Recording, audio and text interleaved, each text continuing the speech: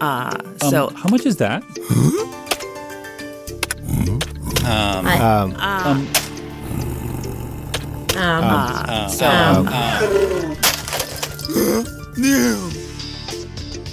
Welcome to Podcast Editor Mastermind. This is the business podcast for you podcast editors out there. We started as a small mastermind, 4 years ago almost at this point, and now we share it with you guys. It's crazy to think about, it was in March of 2020? March of 2020, our first episode was recorded in the hallway at Podfest. Wow. Kind of nuts. But I'm Jennifer Longworth with Bourbon Barrel Podcasting, and my co-host today, Daniel Abendroth of Roth Media Audio. And not appearing are Brian and Carrie. Hopefully they'll be back again with us soon. And we have a very special guest today, Heather Zeitzwolfe. Heather, unmute yourself and welcome to the program. Hey, thank you. I decided I'll be festive and I put on some ears and stuff. So, what kind of ears are those? They are supposed to be some sort of probably Easter or something, but it looks like something out of Midsummer's Night Dream. I love it. Oh, there's Brian. Brian is joining us in the comments today. He's not feeling well. Unfortunately, he's still recovering from COVID. He's all good to go except a cough, which, as you can imagine, trying to record an hour-long podcast when you have a tickle in your throat is probably not the best idea. So he'll be joining us in chat, though we do miss him on the show. And we welcome anyone to join us in chat. We love to see questions, comments as we go along. Please jump in and be part of the conversation. So our special guest, I'm going to give you an official bio here. Actually, I'm stealing it from your LinkedIn profile. I don't know. I don't know if I've updated that. It still sounds like you. It says you're a creative, empathetic nerd who enjoys numbers, right? Yep, that hasn't changed. Right. She helps her clients understand their finances so they can make empowered decisions in their business. Her approach is non-judgmental and shame-free. She's not your dad's accountant unless your dad's accountant has funky colored hair, transforms tofu into delicious desserts, and geeks out on writing sketch comedy. Still you? Yep, that's still me. All right. Right. Her passions include cooking amazing plant-based foods, standing up for animal rights. This includes humans, and helping podcasters. So, again, welcome to the show. Thank you. Thank you for having me. I'm excited to be here. And if people were at Podfest, you were the amazing closing keynote this year, telling us the fairy tale of the scope creep, which basically was just a message for Jennifer. And I felt very called out, which is why you're on the podcast. Oh, well, there was a lot of juicy details that had to be cut out for time. And truth be told, I was scrambling to cut things before coming on stage. That's why I was looking at my notes, because there was just so much to go over and I had to cut a lot of juicy good stuff. So I'm glad to be here to talk further about this stuff. So give us a quick definition of scope creep. Yeah, scope creep. It's one of those words that some people are familiar with and other people have never even heard of scope or scope creep. And so I think it kind of just depends on the type of business that you've worked for or the type of office or whatever. But scope creep can exist in pretty much any kind of service industry. But with creative people that are producing something, it can happen a lot because the scope creep is this thing that comes in where you end up doing things that were either not what the client asked for, but you thought they wanted it, or you're going above and beyond more than they need, the client, or the client asks you to do extra things that you never intended to based on the price that you came up with. Or it can also kind of flood into not having the right communication with your employees or your contractors where they understand what you're getting paid for. So the company is getting paid for, because a lot of employees love to go above and beyond, or maybe they're just dragging themselves and taking way too much time, and then it blows your budget. So you can blow your budget either way. So it can happen in all these different areas. So that's why we have to look at how we're pricing ourselves, our contracts with our clients, and just having a real clear definition of what it is that we intend to deliver and what they want us to deliver. So one of the things you said when we were talking about this, about eliminating scope creep, because that's kind of what we want to do, is starting with the right clients in the first place and Exactly. getting it a good understanding of the expectations and everything too. So the most commonly asked question in the podcast editors group is, how do I find clients? But we also need to know how we find the right clients. So what's your insights on that?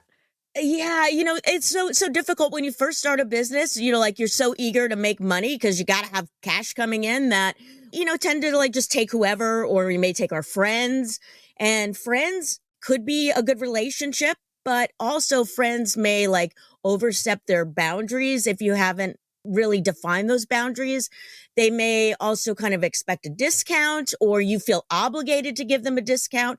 And now you're getting inundated with a bunch of work that maybe you're getting underpaid for, and you're maybe over delivering. So friends, it's a great way to kind of start your business off, and especially if you're just kind of dipping your toe into something, and maybe you give them the friend's price or whatever, but let them know this is not always going to be the price, and I'm doing you a solid. So there's that. It can ruin a friendship too. I talked about this in my presentation, the friendship thing. And then the other thing is like looking for clients. So probably you're going to look within your network that you already are surrounded with. So Jennifer, you're in Kentucky. So you said you've gotten some local clients. So you're looking in your local community. You meet people in your local community, but are they going to be the right fit for you? It's a lot of it is just having really good conversations with people and not being so eager to just take on a client. And again, granted, if you need money coming in, you're going to just take somebody, but you may decide later on, like, maybe this isn't the right client for me. So have things in place where you can evaluate, like, is this client the right fit for me? Maybe I should get other clients. And I believe that's probably something we're going to talk about later on, is kind of looking to see who is the right fit clients. Yeah. I know after I'm into it who's not a good fit. Yeah. So once you start to get that data of like, what makes not a good fit, like start writing those things down. And then when you have like, they call it discovery calls or whatever you want to call it, start to ask them questions to kind of vet these things out. What are some problems that you encounter, Jennifer? Like late payments, or like delivering stuff to you too late, or what? It's divas. Oh, okay. So the high maintenance, that sort of thing. That I'm expected to drop everything and fix their show right now. And I've lost 2 clients because they were divas. And I'm like, see ya. Don't let the door hit you on the way out, Yeah, so maybe you have like a no diva policy or something in your business. Like I have like a no jerks. Like I'm not working with any jerks. When I first started my business, I had a jerk, and I was like, I thought to myself, wait a minute, this is the whole reason why I started a business to begin with, is I don't have to take jerks anymore. So maybe just let them know, like in the scope of it, these are the parameters of when you can, ask me to do things. This is the hours that I work. And then you can define it. And if they are a diva, and, you can just say like, hey, this was in the contract that we agreed on. And I would just clearly define that. But some people are still going to be divas regardless. Right. So I always have this thing where at the end of the year, I look at like how much clients paid me through the year. If you track things like in QuickBooks, or, some way that you can track the invoices of your clients, you can see like, okay, which ones were like the highest paying ones. And then you can kind of rate them on like pain in the butt client versus easygoing, always on time, pays on time. And then you can factor in like a pain in the butt fee if you really want to keep them on. That's what I do. Yeah, I was telling my kid about that last night when I was, complaining about somebody. I was like, yeah, I need the pain in the butt fee. Do you put that item line on your invoices? Pain in the butt? No, but I put it on my calculation. It's in my Excel spreadsheet when I'm calculating the price. I have a little buffer in there. Yeah. The other thing is like, if you find that certain clients, like if you've got prices for things and that like some clients are going to ask for a little bit more, but you don't know yet if they're going to ask you for those little bit more types things, maybe just put in like a 10%, 20% buffer of like time and payment, just to make up for the pain in the butt potential. Pain in the butt potential. I need to start working that in. Or, the first time you work with them, have like an onboarding fee and like kind of go through the onboarding process. And then maybe you'll find from that it's just not a good fit. That's true. It's like a Mhm. probationary time, where they're Yeah. filling you out and you're filling them out. But Well, Brian's not here, but he has a question in the comments. okay. Is there a common driver between those who most often ignore their own boundaries and step into scope creep? Ooh, that's a good question. Yeah, I mean, I think that a lot of times it's just that people just don't know because we haven't set any boundaries.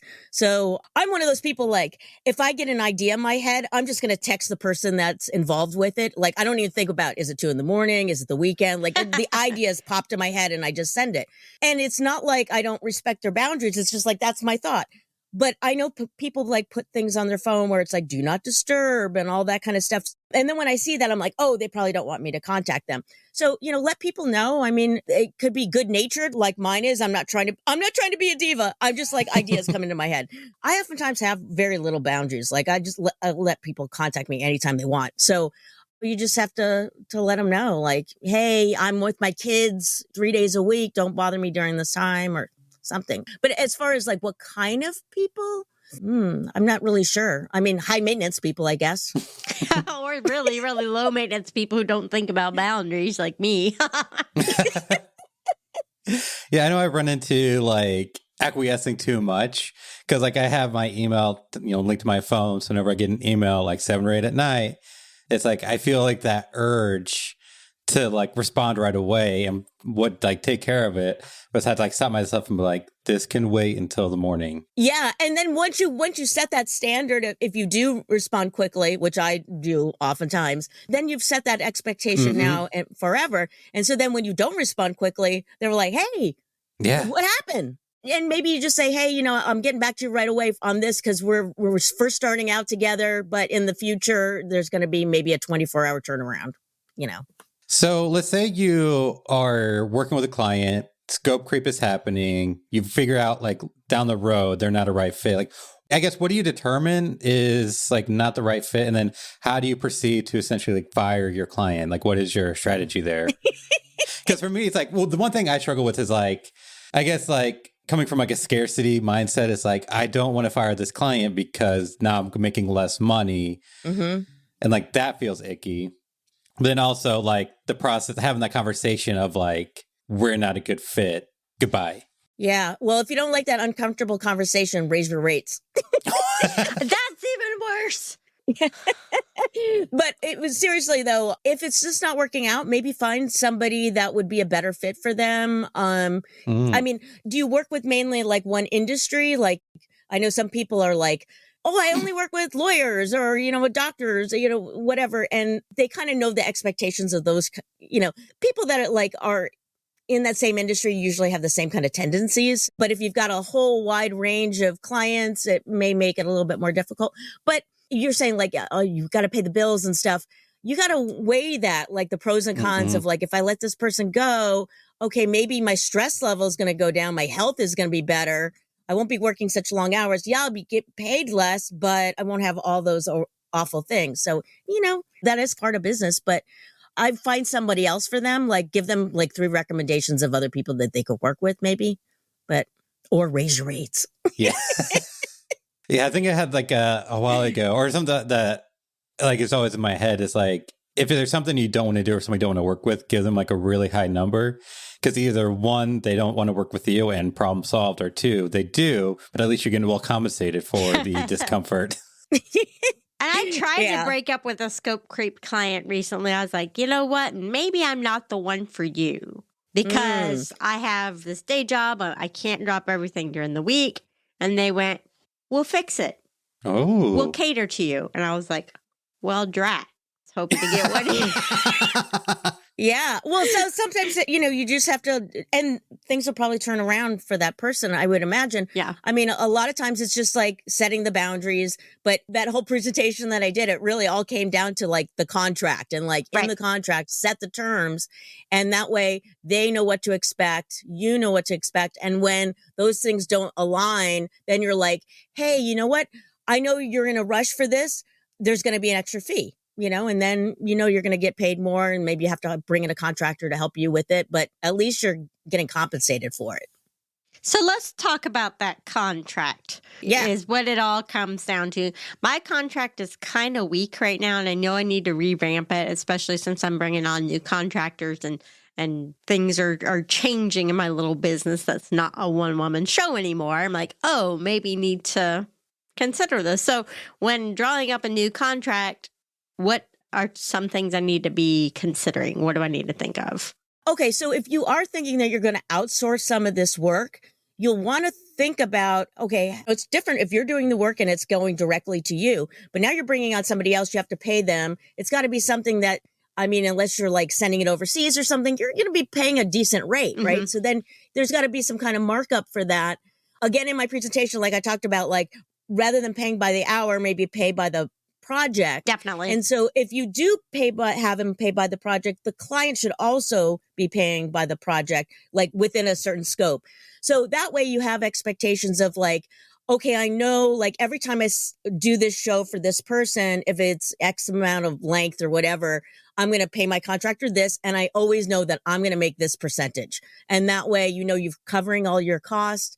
So I would make sure, like, think about like, okay, am I going to pay a contractor to do this? How much am I going to pay them for this? And then what do I want to have left over? So figure out those pieces. And then you can do some things to kind of like sweeten the deal of like having a little extra things, you know, like I talked about bundling your offer. Like you could have like a, you know, 3-tiered thing, or you could have little, I was going to say hors d'oeuvres. That's not the word I'm thinking of. A la carte, yes. You can have some a la carte type stuff that will be extra. But again, thinking about like if you have to outsource it, how much is that going to cost? So put together a spreadsheet, or if you hate spreadsheets, put it just down on a piece of paper and kind of figure out how much you want to make. And, you know, you can start with like how long it took you to do this, what you want to make from it, what you were making before, and then you're going to have to add a little bit of buffer. So prices are probably going to have to go up if you are bringing on contractors. Oh, yeah. Prices are going up. Watch out. Oh, we got a question. Is there a typical upcharge that would help us be in an appropriate range? Yeah, you know what? It really depends on a lot of your overhead. Oh, wait, i.e. Enough to cover the admin, but not so much as to be gouging. Yeah. Okay, so, you know, the thing with our business is it kind of all starts with, if this is not a side hustle, if this is our bread and butter business, right? This is our main gig, we need to be able to pay our bills, right? Mm-hmm. So we need to look at like, what is our budget for our personal life? And then how much do we need to make in our business to cover that? Because hopefully our business is going to cover that. And then how much extra do we want? So we can kind of start from there and kind of backtrack, like how many clients do I want to take on? How much do they need to, how much would they have to pay if for me to make the money that I want to make? And you can kind of back into it that way and start to figure like, okay, if I'm going to have 10 clients and they're each, you know, spending, I'm just making things up, $1,000 a month. Okay. Are you making 1,000, or is that like net of all your costs, or is that before all the costs? Like, is that the sales price? So you gotta have to think about both. Like, what do I want to charge them? What do I want to keep in my pocket? So I'd start with what do I want to keep in my pocket and backtrack. And you'll find that that's a scary number. Like you think like, oh yeah, I want to make like 200,000 net income. And then you like look and you're like, oh my God, I have to like bring in $700,000 worth of, you know, business. Then you're like, do I really want to deal with that? Maybe you don't want to have certain services where the margins are thinner. Maybe you want to have things that have higher margins. So, where you make more from that service. So you kind of have to look at the blend and the mix. That's why I like to have bundled services, because it's you can, you know, put in some little extra things in there that maybe are like recordings, you know, pre-recorded classes that you've done or something that you can offer them. Oh. Something that's like not going to like take that, like you do it once and then you just give it to them. Like you put together like a pitch deck. I'm just making things up. Like, oh, you like to be on podcasts. Okay. These are great pitches that you can use to go on podcasts. Or maybe you've done some research on different podcasts that would be great for them, and they can buy this little book from you of like great podcasts to apply on. You know, I don't know. Something you just do once, you know, chat GPT it, you know, and then, and then, you know, and then you can put it as part of the bundle as like, you know, say like, oh, this is normally like $700 or I don't know what you're making, but you know, so you can add it in. But I like that because like initially what comes to mind is like, okay, what can I do that's worth $1,000? It's like, okay, well, I can, show notes, transcripts, blah, blah, blah, stuff that's like adds a lot more to your plate each episode. But the idea of having something that you create, like my wife and I, so we're like business partners in this ordeal. Something that's been like on our to-do list for years now is like a course on like how to start a podcast or whatever. But just like have some sort of like videos, like you put in a lot of effort up front, but then it adds to the value of your service without adding work onto your plate for every client, for every episode. Yeah, I mean, as long as it's something people want. Right. So you don't want to go through all that effort. I would, so before you do something, I mean, ChatGPT, is not going to take you long, but putting all the courses together, I would ask your stable of clients now, is this something that you'd be interested in? If so, like, how much do you think it's worth, and just ask around and put it in some podcasting meetup groups or something and ask people, like, because I mean, it would be people that are podcasting that would be interested in that, right? So you get geared towards the people you're going to edit shows for. So, and maybe like if you do stuff that's like just say it's like the real estate. I'm just making things, you work with realtors or something. Then you look into all the podcasts that would be for, around real estate. And then maybe you find some good matches and maybe it's part of like helping them get on shows and it's already people that you already know and it's not a big deal, so. Yeah. So we talked a little bit about the contract. So I get a contract, I figure out how much I'm charging, but I got to get paid. Mm-hmm. How we get paid. Part of the contract should have your payment terms in there. When you're doing something like a podcast, you are getting these files from somebody. You could go through all this effort of editing it. You send them it and they ghost you and you never hear from them again. You don't want that to happen, right? No, it sucks. Yeah, that would suck.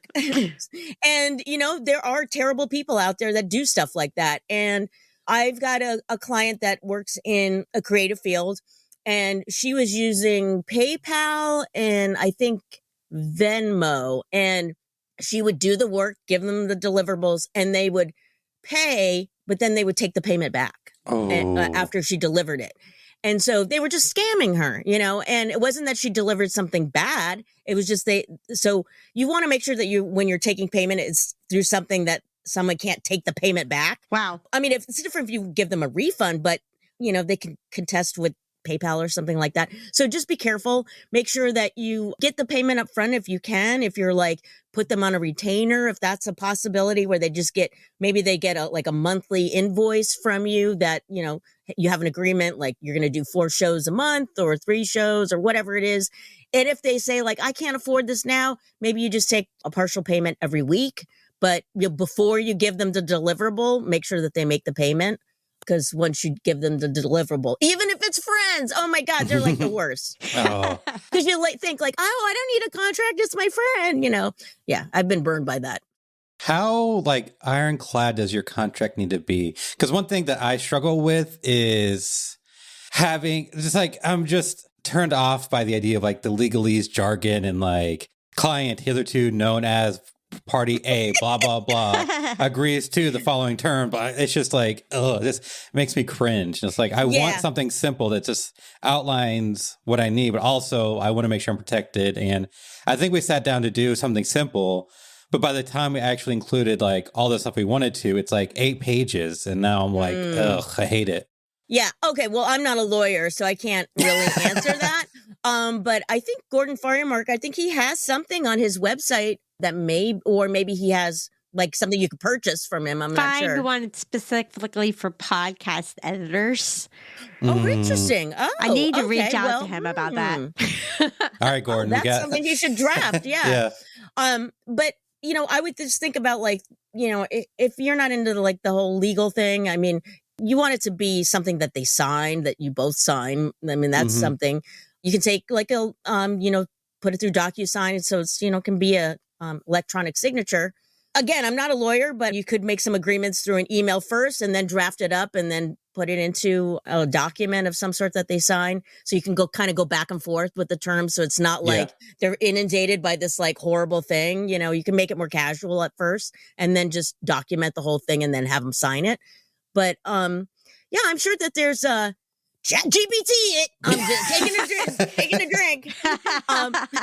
No, just I would think about like all the deliverables that you do for clients, the areas where you like, you end up spending extra time, you know, like, is there a buffer of like how many redos that you do? Like I would just put in all the things where you feel like, start to notice like, oh God, I feel like I'm going above and beyond here.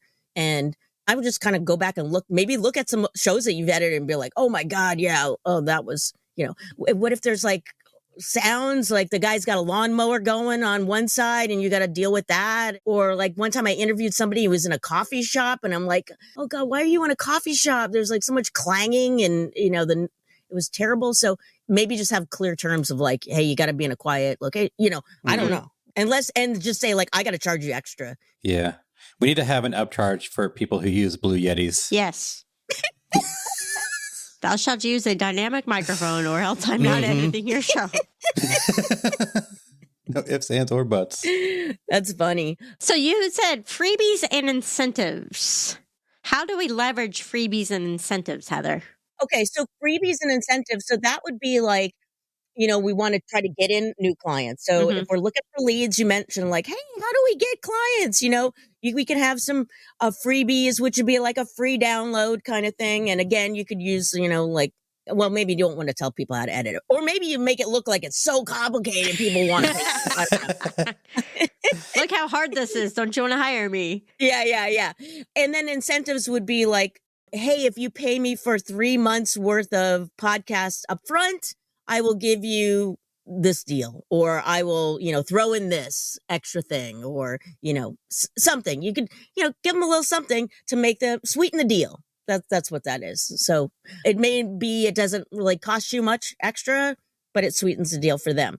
Maybe if they want to pay you in increments, because every time you do a transaction, there might be those extra transaction fees.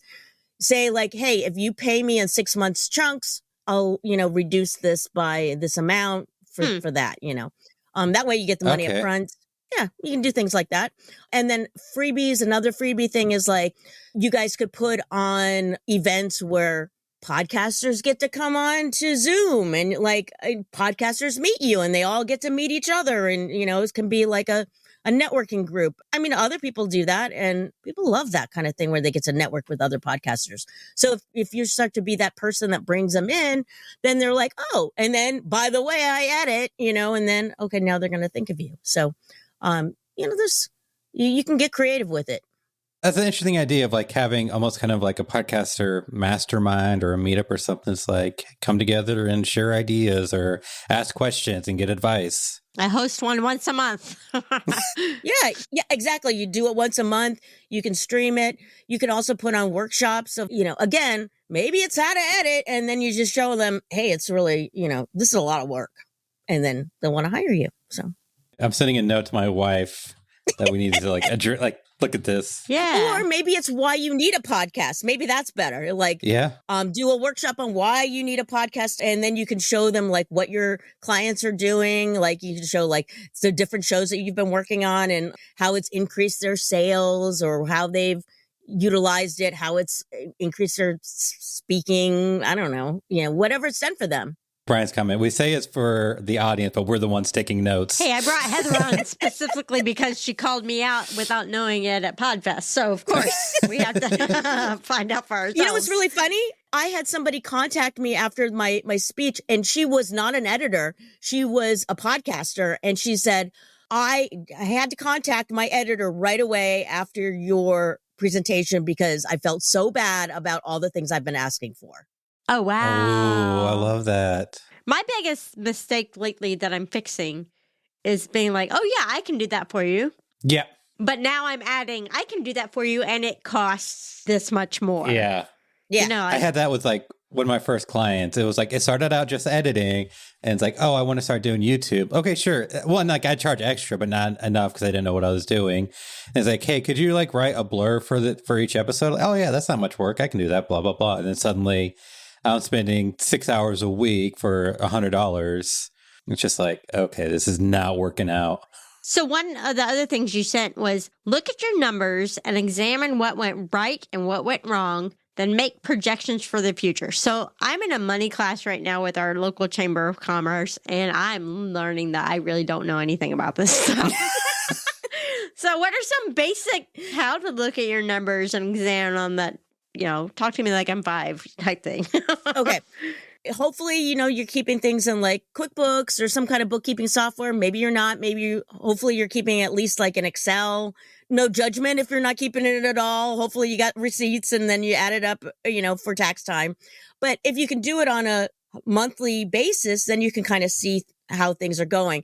Take a client that you feel like there was like a lot of extra work there and kind of examine, like, maybe when you first start with a client, as much as I hate timing things, maybe you start timing things and just see like, how long is it taking you to do these things? I know when I go to hire a contractor, every step that I'm going to have them do, I time myself doing that activity. So I know approximately how long it should take them. And then I can kind of figure out by the hour that I'm paying them, or is it by the project? So again, whenever you can pay by the project, I'd rather do that. So kind of examine each little piece and then go back and say like, okay, what were all the costs associated with me, with this client, with this project? Did you have to buy, new piece of software? Did you have to learn a new piece of software? Did you have to you were talking about YouTube, like now all of a sudden you're having to do these like your thumbnails and you had to get software to do that. And now it's taking extra time, like all the extra little things.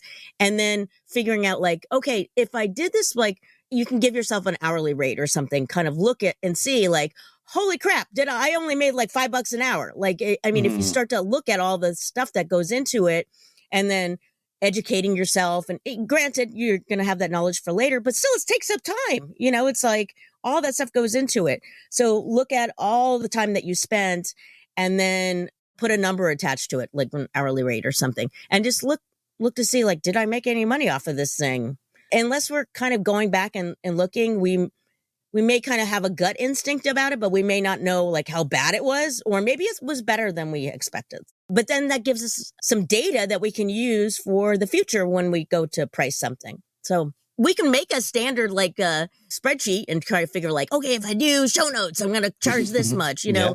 and then look and see like, how long did it really take you to do those show notes? Like, was it 5 minutes or was it like an hour? Do you have a tool that you use to track your time? There's so many tools online to do that. I mean, you can even use your phone, but I mean, there's certain ones where you can like put in a client. I hate timing things. So I do too. But there's a lot of free ones out there and some of them have gone out of business. I don't even want to say what they are, but like I keep a lot of stuff in Notion. Like when I'm doing my podcast, like everything is in there. So you could, depending on where you organize your stuff for your client, there may be a timing tool. I don't know. What do you guys use to organize stuff for your clients? I use Airtable. Okay. Do they have a timing thing in there? I wonder. I currently use Rescue Time because that like tracks whatever software you're using. And so it kind of keeps track of like, you're watching YouTube versus, and now you're in Reaper. So you're working, blah, blah, blah. But it's just like, it doesn't track per project. So I don't know. So I know like how long I'm working and like being productive versus not. I used to use Toggle, Toggl, and you could like start, it was a timer. So you put in like what I'm working on, this client now, start. And when you're done, you can stop it. Then you get a report. Like my assistant uses that to keep track of whatever she's working on and like get a big report and everything. But my problem is I always forget to like start and stop. And then I'm never like working on like one client, like one per thing consistently. So it's like, okay, I'll bring 3 shows into RX. Like, I'm going to work on this one, like get this process going. While that's running, I'm going to do this. And now it's just, it makes it convoluted. I need to I really need to like do better at tracking and like focus for, a month and be diligent about tracking it and kind of see where I'm at. But it's just, I don't. Yeah. I mean, at least when you first bring on a client or something and see, unless you have like an extra fee for like onboarding type stuff. But once you get in the groove of what it is they're paying for, yeah, maybe time it. I know I hate that too because I'm a multitasker. I work on like a bunch of things, but you could be working on like bringing in something that's like it's generating the transcript. So you can have that going that time because that's still the time for that. And then you could be working on email while that's still going or, for another client and put that time. You could have double time. I mean, it's still time. You still have to wait for it. One of the other things you had also we've talked about hiring contractors. The difference between hiring contractors and actually hiring employees. So there's a huge difference, and you just made a face for those folks who are listening later and can't see it. Heather made an epic face over that. It was, oh my goodness, don't make the wrong decision here. With contractors, it's got to like make the smell test for what a contractor is. And so there's the IRS has their own standards of what a contractor is. And then each state might have, like California is very strict. So you don't want to, if you've got somebody working for you in California and they're doing things that the smell test is more like an employee, then you better have them on payroll. The thing with a contractor is they need to be invoicing you. They need to have their own business separately. So, it's like they invoice you. And with contractors, they should be using their own tools, making their own schedules. Like there's like different parameters around that. You're not giving them a laptop. I mean, I'm sure like you can probably have them log into your software. I'm not saying that that's true for everybody. This is not tax advice. Make sure that they kind of fit the parameters of what a contractor is. It gets fuzzy in these creative worlds. I think people are probably acting more like employees than contractors. But, I oftentimes see, I'll go to a website and I'll see people on the website and it's like, this is my team. And I'm like, I thought they were supposed to be contractors. Now they're showing up as your team on your website. Like that looks like an employee to me. So I'd be careful about being on the internet with that kind of stuff where you're showing like my team. And it's like the IRS just does a quick Google and they see that. They're like, wait a minute, you don't have any payroll. What's going on here? Not like they're doing that, but, I would be afraid of that. The thing with an employee is that you have to pay them. There's tax, payroll tax. And so, a lot of companies are trying to avoid payroll tax. So that's why the IRS is so strict about this. And in California, there's a lot of like employee protections and like they want to make sure everybody is okay, paid correctly. And I'm not an expert in California. For an employee that, they've got, you bring them on, you hire them. There might be a set, like amount of hours that you give them. They work in a certain span of time, like from 9 to 5 or whatever it is that you have them work. But you can look at it on the internet and see like, what is the parameters for like a contractor versus an employee. So yeah, I would just be very careful. But if you do employees, I definitely would use payroll software. Don't try to like do it yourself. I've seen people try to do payroll themselves and you don't want to mess around with payroll tax. That is like, no, because you could find yourself in a world of hurt. So I use Gusto.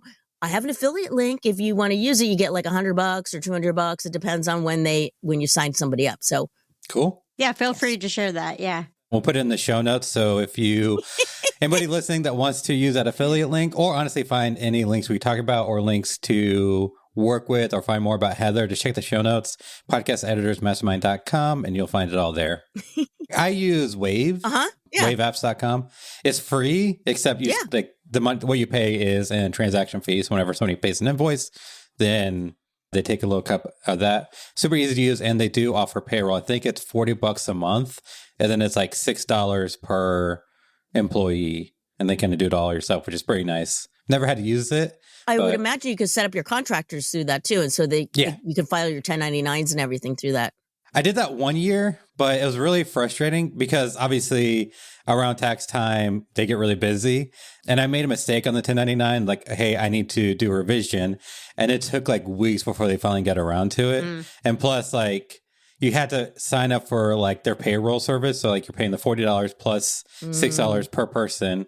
And then after like that 1 year, it's like, you know what? I think I used, it's like 1099 or text something, another website. It's like $3 to file the 1099. So I just did that.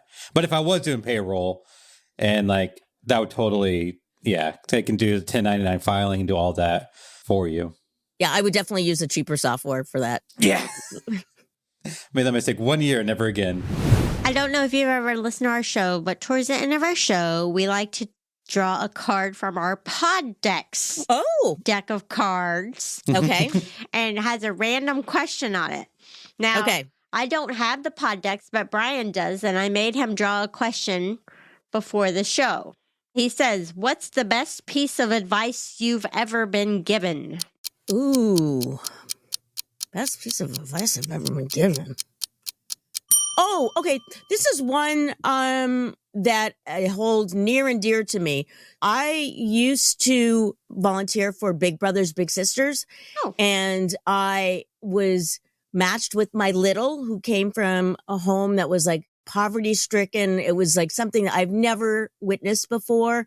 And the mom, some of the things that she did, she wouldn't show up places, it's like, and I'm going through all this effort to be there for her little kid. And like, I got her kid like all these like calendars and cute things. And then like next time I'd come and they'd be in like in the garbage and like, just like all these. And then I knew that the mom couldn't pay rent. Like she was, and like they were maybe going to get evicted, and like, but then she got some money and then she went and bought toys for the kids. And I was just like, and I'm like, oh my God, like she's making all these bad choices. And this was my own judgment of like what I thought, what I would do differently. And I was putting what I would expect her to act like onto her. And I learned from talking to my advisor at Big Brothers Big Sisters that like, you can't expect people to behave in the way that you behave. Like they have a background that's totally different. They're in a totally different situation. There's all these different factors that are like, yeah, you're not walking in the same shoes as this person. So you can't expect her to act the same way that you would. And that was a very good lesson, because now when people act a way that I'm like, God, why are they acting that way? I'm like, well, you know what? I don't know their whole backstory.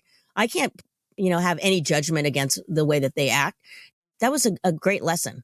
That was quite a while ago now that I think of it. That was like 17 years ago or something. So for me, recently, it's yet to be determined if this was good advice. But hey, my business is growing, and I was in another mastermind group. They're like, well, you have to raise your rates and hire people. Are you prepared to take on more stuff? You're going to have to raise your rates and hire people if you're going to grow. And I'm like, okay, so we'll see what happens. So that's what I'm doing. Yeah, I mean, that's the thing. If you want to grow your business, unless you're doing something that is passive, where, it's just you're selling things while you sleep. If it's something like this where you're producing something, yeah, you're going to have to take on more people. And then you take on that role of being more of like a manager and CEO, the visionary, right? Until you can hire a manager. Right. So, a lot of times people get into business because they like to do something like editing, or, this is like fun for them. And then when they grow, they find, oh my God, now I have to like take care of a staff, and now I got to be a manager. Like, I don't like that. I don't like hiring and firing and doing all these things. So sometimes growth isn't made, it's not for everybody. Maybe it's just like, you just have one contractor, everybody doesn't have to grow, but just depends. And then also when you do grow, that doesn't mean that you're not going to have more money in your pocket. That could mean that you actually are like, you've got all these people doing this stuff, but then if your profit margins aren't a certain amount and your costs aren't a certain amount, you may end up just taking home the same amount. Yeah. So it's wild that you can have way more clients and you're making the same amount in net profit. Yeah. For me, it's imperfect action beats perfect inaction. Ooh. Better to do something like not ideal than to wait to get it perfect, and then you end up never doing it. Yeah. Nice. I use that with my clients all the time. When they're struggling to get started because they want it perfect. It's like imperfect action will beat it every time. Yeah. Well, yeah. And I don't know why. I mean, the one that I thought of like, don't expect people to act the same way. Mm-hmm. I was like, well, how does this even tie into this? And I'm like, oh, wait a minute. That is like with scope creep. It's like, exactly. Like you're expecting somebody to act a certain way or like behave a certain way. Like, well, these are how all my clients, treat me, or this is what I've always done, but then they act a different way. And it's like, so that's why we got to make sure we have clear boundaries. Well, Heather, if people want to get in contact with you, the Radical Profit Fairy, as you sometimes call yourself, what's the best way for us to connect with you? You can find me on Instagram at GetRadBiz. That's probably the easiest way to find me because my last name is kind of a hard one to spell. I know that feeling. But yeah, hit me up anywhere. It's like, you find me on LinkedIn. I'm barely on TikTok. But so Instagram, Facebook, LinkedIn, you can send me an email at heather@getradbiz.com. Yeah, just contact me. And, if you are interested in, tax, bookkeeping, or any kind of other kind of services. Like I do profit advising. So this type of thing that we're talking about today, like looking at your business and like drilling down, like if you don't want to look at the numbers, like I will geek out on your numbers for you and look at the data, and we'll, figure out a good plan of attack for you. Yeah. Love it. Well, Daniel, if someone wanted to be a guest on our show, what would they need to do? They simply have to go to podcasteditorsmastermind.com/be a guest, fill out the form, and we will get in touch with you. And this is perfect for anybody who, like Heather, is an expert and wants to share their knowledge and expertise, or like me and are struggling and want somebody to give them advice and expertise and just kind of soak it all in. So if you are struggling with something and you want to mastermind it and get advice from people that might have different experiences than you, we love doing that as well. So podcasteditorsmastermind.com/be a guest. All right. And this has been Podcast Editor Mastermind. I've been your host, Jennifer Longworth. You can find me at bourbonbarrelpodcasting.com. My co-host this evening has been Daniel Abendroth, and you can find me at rothmedia.audio. And not joining us live, but he was in the chat, Brian Insminger with Top Tier Audio. And also not joining us was Carrie Caulfield at carrie.land. Heather, again, thank you so much for joining us, and we'll keep in touch. Awesome. Thank you. Thank you. So how much is that?